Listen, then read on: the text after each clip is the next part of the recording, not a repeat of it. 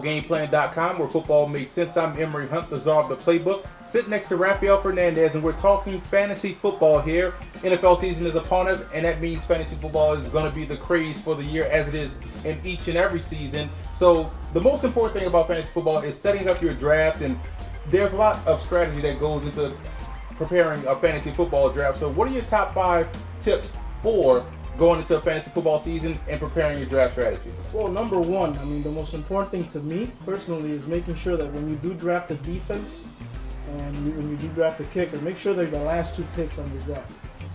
It doesn't matter. I know there are a lot of people out there want the Steelers defense or the Jets defense or even the Cowboys defense. Don't worry about them. Make sure you cover all your positions first and pick those 2 things last, because throughout the season you will replace your kicker and you will replace your defense accordingly depending on the week. So defensively, you think should be later on in the draft as opposed to someone jumping on, let's say, a Ravens defense first. Yeah, right? that makes no difference when you pick a defense. To be honest with you, it's not going to make or break your team. The most important thing is to get the positions first, and take care of your kicker and your defense with the last 2 picks. That's what that is. Okay, and we know fantasy football is all about scoring points. So when you look at the scores, it's all about offense. So explain like your number 2 point, which you have to look for when developing a mock draft or draft strategy. Well, first and foremost, the first 4 rounds, make sure that you have your quarterback set up, your running back, a top receiver, and make sure you have those 3 players set up by the first 4 rounds. I would go running back first, definite, and then after that I'd pick a quarterback. After that I'd pick the wide receiver, and then after that I'd pick another running back, just to make sure you have 2, one upper tier running back and then an average running back to have second.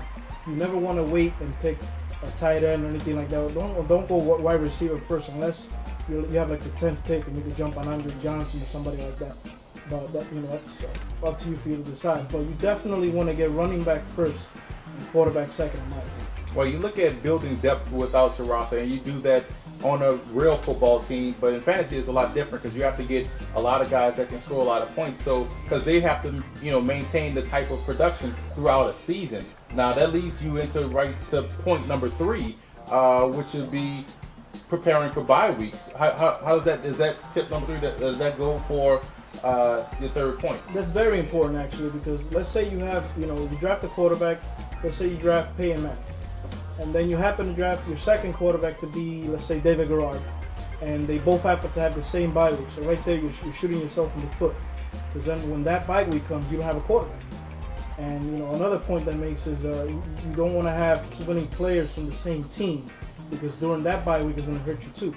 And another thing about that is it'll hurt you in the fact that, let's say that team has a bad day. Then that's 2 players off the team of 3 that are going to have a bad day doing. Just because one team loses, in real life doesn't mean your fantasy team.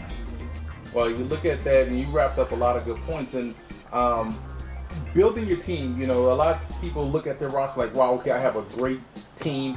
I should win the fantasy football league. I should win my league.